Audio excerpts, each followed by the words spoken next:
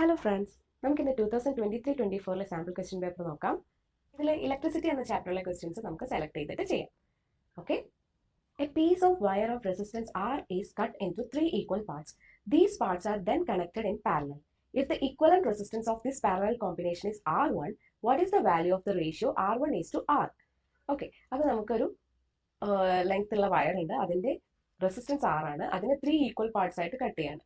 Okay, so ഈ 1 പാർട്ടിന്റെ length എന്ന് പറയുന്നത് ഒറിജിനലിന്റെ 1/3 ആണ്. നമുക്കറിയാം റെസിസ്റ്റൻസ് പ്രൊപ്പോർഷണൽ ടു ലെങ്ത് ആണെന്ന് നമുക്കറിയാം. അപ്പോൾ റെസിസ്റ്റൻസ് എന്താ പറ്റുക, ഇത് ലെങ്ത് 1/3 ആകുമ്പോൾ ഉറപ്പായിട്ടും റെസിസ്റ്റൻസും 1/3 ആവും. സോ ഈ ഒരു പാർട്ടിൻ്റെത് R/3 ആവും, ഇതൊരു R/3 ആവും, ഇതൊരു R/3 ആവും. ഓക്കെ, ഇനി ഇത് പാരലൽ ആയിട്ടാണ് കണക്ട് ചെയ്യുന്നത്. ഞാൻ റെസിസ്റ്റൻസ് തൽക്കാലം ഇങ്ങനെ വരയ്ക്കുകയാണ്. അപ്പം ഇങ്ങനെ പാരലൽ ആയിട്ട് കണക്ട് ചെയ്യുമ്പോൾ ഇതിന്റെ ടോട്ടൽ റെസിസ്റ്റൻസ് എന്ന് പറഞ്ഞാൽ R1 ആണെന്ന് പറഞ്ഞിട്ടുണ്ട്. അപ്പോൾ നമുക്കറിയാം ഓരോന്നും R/3 ആണ്. ഓക്കെ, സോ നമുക്ക് എഴുതാൻ പറ്റും 1/R1 equals 1/R/3 plus 1/R/3 plus 1/R/3. Parallel കോമ്പിനേഷനിൽ ഇങ്ങനെയല്ലേ.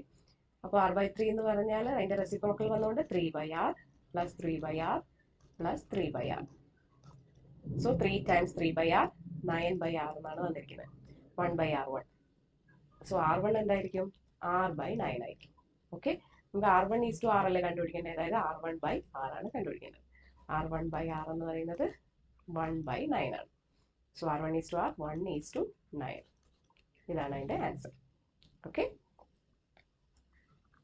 state the law that explains the heating effect of current with respect to the measurable properties in an electrical circuit. List the factors on which the resistance of the conductor depends. ഏത് law ആയിരിക്കും heating എഫക്റ്റുമായിട്ട് relate ചെയ്തിട്ടുള്ളത്? നമുക്കറിയാം, അത് Joule's law ആണ് അല്ലേ.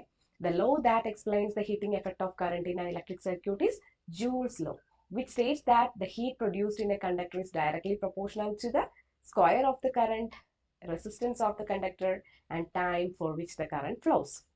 അതാണ് Joule's law പറയുന്നത്. അതിന്റെ മാത്തമാറ്റിക്കൽ എക്സ്പ്രഷൻ ഇവിടെയുണ്ട്. H equals I square RT. H എന്ന് പറയുന്നത് heat produced, I current, and R is the resistance, T is the time. Okay അല്ലേ. ഇനി നമ്മൾ ഫാക്ടേഴ്സ് നോക്കാൻ പോവാണ്. ലെങ്ത് ഓഫ് ദ കണ്ടക്ടർ ഒരു ഫാക്ടറാണ്. അത് നമ്മൾ നേരത്തെ പറഞ്ഞു, R പ്രൊപ്പോർഷണൽ ടു L ആണെന്ന്. Directly proportional to the length ആണ് resistance. Cross sectional area of the conductor, ആ ഏരിയ എങ്ങനെയായിരിക്കും? ഏരിയ കൂടുമ്പോൾ റെസിസ്റ്റൻസ് കുറയും. Resistance is inversely proportional to the cross sectional area of the conductor. So resistance എന്ന് പറയുന്നത് 1/A ആണ്. Okay, then material of the conductor. Different materials have different inherent resistivity affecting their resistance. അതിനാണ് നമ്മൾ raw എന്ന് വിളിക്കുക. Okay, അപ്പോൾ ഓരോ മെറ്റീരിയലിനും ഈ റോ ഡിഫറെന്റ് ആണ്. റോ എന്താണെന്ന് നമ്മൾ കഴിഞ്ഞ ക്വസ്റ്റ്യൻ പേപ്പർ ആൻസർ ചെയ്തപ്പോൾ പറഞ്ഞിരുന്നു. റോ L/Aയില് ഈ ലെങ്ത് 1 മീറ്ററും area of cross section 1 metre സ്ക്വയറും ആവുമ്പോൾ ഉള്ള റെസിസ്റ്റൻസ് ആണ് റോ എന്ന് പറയുന്നത്. ഓക്കെ, അത് കാണാത്തവര് കഴിഞ്ഞ വീഡിയോ ഒന്ന് എടുത്ത് കഴിഞ്ഞ സാമ്പിൾ പേപ്പർ ആൻസർ ചെയ്തതൊന്ന് കാണണം കേട്ടോ. Next question.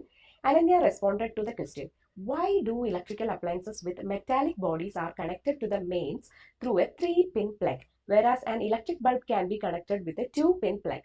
She wrote, 3-pin connections reduce heating of connecting wires. Is her answer correct or incorrect? Justify. ഞാനൊരു 3-pin plug ആണ് ഇവിടെ വരച്ചിരിക്കുന്നത്. വേറെ എന്തെങ്കിലും ബേർഡ് ആയിട്ടൊക്കെ തോന്നിയിട്ടുണ്ടെങ്കിൽ ക്ഷമിക്കണം. ഇതൊരു പ്ലഗ് ആണ്, ഇത് എർത്ത് വയറാണ്. ഓക്കെ, സോറി, എർത്ത് പിന്നാണ്. ഇത് ലൈവ്, ന്യൂട്രൽ.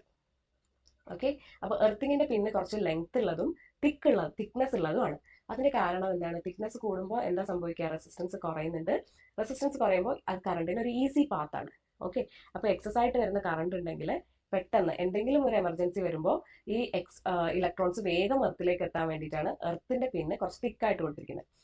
അല്ലെ, ലെങ്ത്തിൽ കൊടുത്തിരിക്കുന്നതെന്ന് പറഞ്ഞാൽ നമ്മൾ ആദ്യമേ ആ സോക്കറ്റിലേക്ക് ടച്ച് ചെയ്യുന്നത് ഈ എർത്തിന്റെ പിന്നായിരിക്കും. അത് കഴിഞ്ഞിട്ടാണ് ലൈവും ന്യൂട്രലും ഒക്കെ അവിടേക്ക് ടച്ച് ആയിട്ട് വരുന്നത്. ഓക്കെ, അതുകൊണ്ടാണ് എർത്തിന്റെ പിന്നിന് കുറച്ച് ലെങ്ത്തും തിക്നെസ്സും കൂട്ടിക്കൊടുത്തിരിക്കുന്നത്. ഓക്കെ, അനന്യയുടെ ആൻസർ റോങ് ആണ്. Because the third pin in a 3-pin plug is primarily for safety, providing a path to the ground in case of a fault, which is crucial for appliances with exposed metal parts that could potentially shock the user if they touch them. ഇപ്പോൾ user touch ചെയ്താൽ earth അടിക്കാനുള്ള chance കൂടുതലാണ് metal expose ചെയ്തിരിക്കുന്ന അപ്ലയൻസസിൽ. Okay, അപ്പോൾ അവിടെയാണ് പ്രധാനമായിട്ടും ഈ 3-പിന്നിന്റെ importance വരുന്നത്. പക്ഷേ എന്തുകൊണ്ടാണ് നമ്മുടെ ഇലക്ട്രിക് ബൾബിന് 2-പിൻ പ്ലഗ് മതി എന്നൊരു ക്വസ്റ്റ്യൻ കൂടെ അതിൻ്റെ അകത്തുണ്ട്. അത് നമുക്കൊന്ന് ആൻസർ ചെയ്തേക്കാം. Since a light bulb has no exposed metal parts that could become live. നമ്മൾ ടച്ച് ചെയ്യുമ്പോൾ അത് ലൈവ് ആയിട്ട് വരാൻ വേണ്ടിയിട്ട് ഒരു മെറ്റൽ പാർട്ട് അവിടെ ഇല്ല. അതുകൊണ്ടാണ് there is no need for an earth connection. Okay, അതും കൂടെ ജസ്റ്റ് ഒന്ന് ക്ലാരിഫൈ ചെയ്താണ്. പിന്നെ what is the function of a fuse in a domestic circuit എന്നൊരു സെക്കൻഡ് ക്വസ്റ്റ്യൻ ഉണ്ട്. അതിന്റെ ആൻസർ ഇതാണ്. A fuse is a metal wire or strip that's connected in series with an electrical circuit. When the current in the circuit exceeds the fuse's rating, the fuse melts.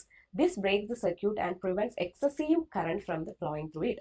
A fuse in a domestic circuit protects the circuit and connected devices from damage caused by excessive current. അപ്പോൾ ഇവിടെ വരച്ചിരിക്കുന്ന ഈ fuse കണ്ടല്ലോ. അപ്പോൾ ഈ ഒരു ബാറ്ററിയിൽ നിന്ന് current pass ചെയ്ത് ഫ്യൂസിലൂടെ പോകുന്നു. അത് ഈ അപ്ലയൻസ് എന്താണെങ്കിലും അയൺ ബോക്സ് ആവാം, ചിലപ്പോൾ fan, light, anything is okay. അപ്പോൾ ആ കറണ്ട് ഇവിടെ വന്നിട്ട് അപ്ലയൻസിലൂടെ പാസ് ചെയ്യുന്നു. ഓക്കെ, സ്വിച്ച് ഓൺ ചെയ്യുമ്പോൾ ഇൻ കേസ് ഈ കറണ്ട് കൂടുതലാണെങ്കിൽ, കൂടുതലായിട്ടുള്ള കറണ്ടാണ് വരുന്നതെങ്കിൽ ഈ അപ്ലയൻസ് ഡാമേജ് ആയി പോകാനുള്ള ചാൻസ് ഉണ്ട്. ഓക്കെ, അപ്പോൾ അതെന്താ ചെയ്യാന്ന് വെച്ചാൽ ഈ ഫ്യൂസ് വയർ ആദ്യമേ ഇവിടെ നിന്ന് ബ്ലോക്ക് ചെയ്യും. അത് മെൽറ്റ് ആയി പോകും. മെൽറ്റ് ആയി പോകുമ്പോൾ സർക്യൂട്ട് ബ്രേക്ക് ആവും. അങ്ങനെ ഈ അപ്ലയൻസിനെ ഡാമേജിൽ നിന്ന് രക്ഷപ്പെടുത്തും. ഓക്കെ, നമുക്ക് അതിൻ്റെ ഒരു സിമുലേഷൻ കണ്ടാലോ. ഇവിടെ ഞാനൊരു സിമുലേഷൻ ചെയ്തിട്ടുണ്ട്. ഓൾറെഡി ഞാൻ കണക്ട് ഒക്കെ ചെയ്ത് വെച്ചിട്ടുണ്ട് എല്ലാ വയേഴ്സും. എനിക്ക് ഇവിടെ കറണ്ട് മെഷർ ചെയ്യാൻ പറ്റും. ഓക്കെ, 0.9 ആംപിയർ കറണ്ടാണ് ഈ ബൾബിലേക്ക് എത്തുന്നത്. എൻ്റെ ഈ ഫ്യൂസ് എന്ന് പറയുന്നത് കറണ്ട് റേറ്റിംഗ് 3.5 ആംപിയർ ആണ് കറണ്ട് റേറ്റിംഗ് ഉള്ളത്. ഓക്കെ, അപ്പോൾ ഈ ഇവിടുത്തെ കറണ്ട് കൂടുകയാണെങ്കിൽ, അതായത് ഈ ബൾബിൽ കൂടെയുള്ള കറണ്ട് കൂടുകയാണെങ്കിൽ ഉറപ്പായിട്ട് ഈ ഫ്യൂസ് മെൽറ്റായി പോകും. അപ്പോൾ കറണ്ട് കൂട്ടാൻ നമുക്ക് ഇത് വോൾട്ടേജ് കൂട്ടി കൊടുക്കാം. ഓക്കെ, വോൾട്ടേജ് ഓരോ പോയിന്റ് കൂട്ടുമ്പോൾ ഈ കറണ്ട് കൂടുന്നത് കണ്ടോ. ഓക്കെ, കറണ്ട് കൂടുന്നുണ്ട്, ബ്രൈറ്റ്നസ് ഒക്കെ കൂടുന്നുണ്ട് ബൾബിൻ്റെ. പക്ഷേ ഇത് 3.5 ആകുമ്പോൾ നോക്കണേ, ഈ ഫ്യൂസിൻ്റെ റേറ്റിംഗ് 3.5 ആണ്. കറണ്ട് ഇപ്പോൾ 2.8 ആയിട്ടുള്ളൂ. അപ്പോൾ ഞാൻ വോൾട്ടേജ് കുറച്ചും കൂടെ കൂട്ടി കൊടുക്കുകയാണ് കറണ്ട് ഇൻക്രീസ് ചെയ്യാൻ. 3.5 ആംപിയർ കഴിയുമ്പോൾ ഫ്യൂസ് പെട്ടെന്ന് അത് മെൽറ്റായി ബ്രേക്ക് ആവും, ബൾബൊക്കെ ഓഫ് ആവും. ഓക്കെ, അത് ശ്രദ്ധിക്കുക നിങ്ങൾ. ഞാൻ ഓരോ പോയിന്റ് ആയിട്ട് കൂട്ടി കൊടുക്കുകയാണ്. നോക്കൂ, 3.43, 44, 45, 46, 47, 48, 49 വരെ ഓക്കെയാണ്. 3.5 കണ്ടോ, അത് ബൾബ് ഫ്യൂസ് വയർ മെൽറ്റായി, എല്ലാ കറണ്ട് 0 ആയി. കറണ്ട് ആണോ 0 ആംപിയർ ആയി, കറണ്ട് ഫ്ലോ ഇല്ല, ബൾബ് അണഞ്ഞു പോയി. ഓക്കെ, അതാണ് ഈ ഫ്യൂസിന്റെ ആവശ്യം. അല്ലെങ്കിൽ എന്ത് പറ്റിയേനെ, ഡാമേജ് ബൾബിന് സംഭവിച്ചേനെ. ഓക്കെ, അപ്പോൾ നമുക്കിനി ക്വസ്റ്റ്യൻ പേപ്പറിലേക്ക് വരാം.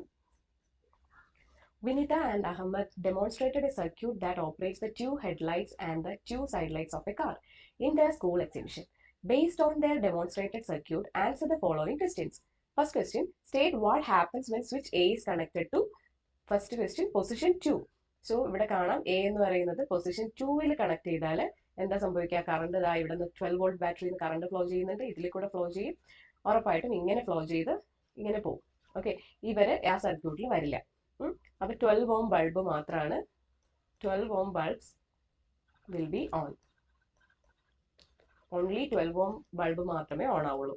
സെക്കൻഡ് ക്വസ്റ്റ്യൻ എന്ന് പറയുന്നത് പൊസിഷൻ 3-ൽ കണക്ട് ചെയ്തിട്ടുണ്ടെങ്കിൽ ഇങ്ങനെ ആയിരിക്കും വരിക അല്ലേ. അപ്പോൾ കറണ്ട് ഇങ്ങനെ ഫ്ലോ ചെയ്യുന്നു, ഇങ്ങനെ ഫ്ലോ ചെയ്യുന്നു. അപ്പോൾ എന്താ സംഭവിക്കുക, 4 ohm bulbs will be on. 4 ohm bulbs മാത്രം ഓൺ ആയിട്ട് ഇരിക്കും, ഇവര് ഓൺ ആവില്ല.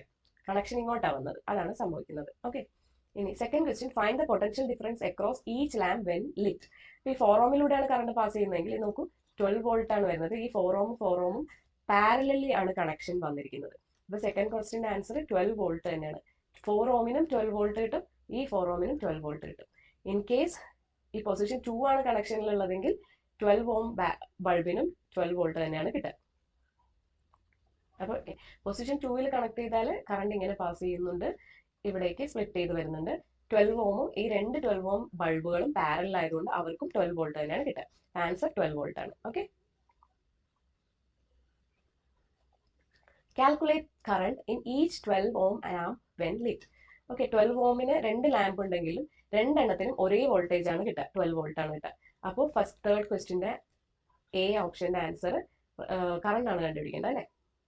കറണ്ട് എന്ന് പറഞ്ഞാൽ വോൾട്ടേജ് ഡിവൈഡഡ് ബൈ റെസിസ്റ്റൻസ് ആണ്. വോൾട്ടേജ് 12 ആണ്, റെസിസ്റ്റൻസ് 12 ആണ്, 1 ആംപിയർ ആണ് ആൻസർ. ഓക്കെ, ഇതിൽ കൂടെ 1 ആംപിയർ പാസ് ചെയ്യും, ഇതിലെ കൂടെയും 1 ആംപിയർ പാസ് ചെയ്യും. അതിന്റെ ബി ക്വസ്റ്റ്യൻ എന്ന് പറയുന്നത് in each 4 ohm lamp when lit. 4 ohm in case ഇതിൽ കൂടെയാണ് പാസ് ചെയ്യുന്നതെങ്കിൽ ഉറപ്പായിട്ടും ഇങ്ങനെയാണ് കറണ്ട് ഫ്ലോ വരിക അല്ലേ, ഇങ്ങനെ വന്നിട്ട് താഴെ ഇങ്ങനെ പോകും. ഓക്കെ, അങ്ങനെയാണെങ്കിൽ 12 വോൾട്ട് ഈ 4 ഓമിന് കിട്ടും. അവിടെയും കറണ്ട് എന്ന് പറയുന്നത് വോൾട്ടേജ് ഡിവൈഡ് ബൈ റെസിസ്റ്റൻസ് ആണ്. 12 volt divide by 4 ohm. 3 ampere current ആണ് കിട്ടുക. അപ്പോൾ എയുടെ ഓപ്ഷൻ, എയുടെ ആൻസർ 1 ആംപിയർ, ബിയുടെ ആൻസർ 3 ആംപിയർ. ഇനി നാലാമത്തെ question, show with calculation which type of lamp 4 ohm or 12 ohm has the higher power. Power നമുക്ക് ഈസി ആയിട്ട് കണ്ടുപിടിക്കാം, വോൾട്ടേജ് ടൈംസ് കറണ്ട് ചെയ്താൽ മതി. സോ 12 ohm ലാമ്പിന്റെ എങ്ങനെയാണ് പവർ കണ്ടുപിടിക്കുക? വോൾട്ടേജ് 12 വോൾട്ട് ആണ്, കറണ്ട് നമുക്ക് കിട്ടിയിട്ടുണ്ട് 1 ആംപിയർ. സോ 12 വാട്ട്സ് ആണ് പവർ ഓഫ് 12 ohm ബൾബ്. അതേപോലെ 4 ohമിന്റെ ആണെങ്കിലോ, വോൾട്ടേജ് ഇൻറ്റു കറണ്ട്, വോൾട്ടേജ് 12 ആണ്, കറണ്ട് 3 ആംപിയർ ആണ്. സോ 36 വാട്ട്സ് ആണ് 4 ohമിന്റെ പവർ. അപ്പോൾ ഏതിനാണ് ഹയർ പവർ? 4 ohമിനാണ് ഹയർ പവർ. റെസിസ്റ്റൻസ് കൂടുമ്പോൾ കറണ്ട് ഫ്ലോ കുറയാണ്, കറണ്ട് ഫ്ലോ കുറയുമ്പോൾ പവറും കുറയാണ് ചെയ്യുന്നത്. അപ്പോൾ നിങ്ങൾക്ക് എന്തെങ്കിലും മനസ്സിലാവാത്തതുണ്ടെങ്കിൽ കമൻറ്റ് ചെയ്ത് ചോദിക്കാം. ഓക്കെ, നമുക്ക് വീണ്ടും കാണാം അടുത്തൊരു ക്വസ്റ്റ്യൻ പേപ്പറുമായിട്ട്. ബൈ.